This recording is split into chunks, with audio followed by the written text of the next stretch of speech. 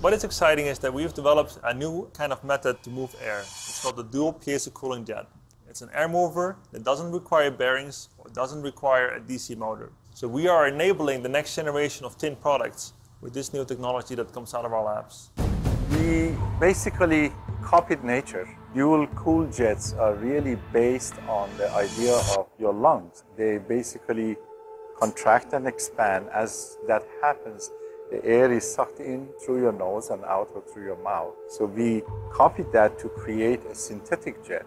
We thought about, is there any way that we can actually create these jets in situ wherever we want to do that? Mainly was active flow control for aerofoils or for different parts of the aircraft and engine. A dual piezo cooling jet is two metal discs with piezo elements on either side of it. By actuating the piezo with an AC signal, the device can actually pump like a bellows pump. When you do that at a very high rate, say a couple hundred hertz, you get a very nice net airflow produced by this device by pulling in the air from the surroundings, expelling it at high velocity through the center. And there are different tricks you can do to make them smaller, larger, but the particular concept can be scaled or modified to whatever your application needs are. Here we have an aviation chassis with 6 dual-cooled jets mounted to the frame.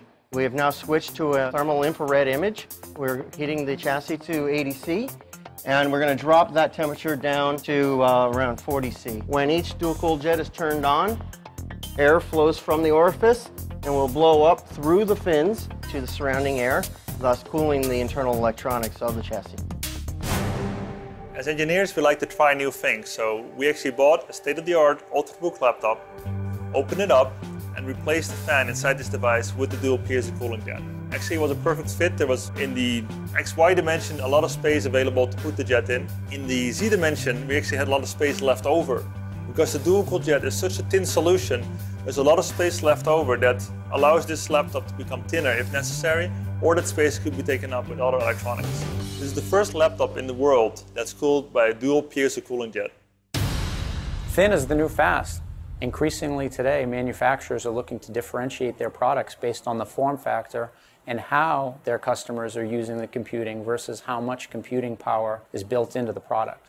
It's a theme towards more power in smaller spaces.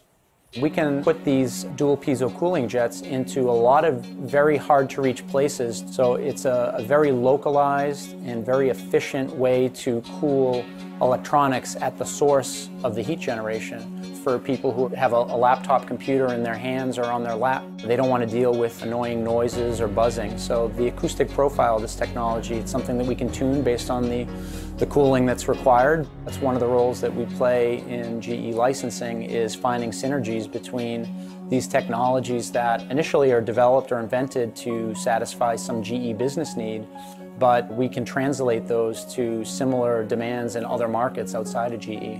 That's where GE licensing steps in, make those connections.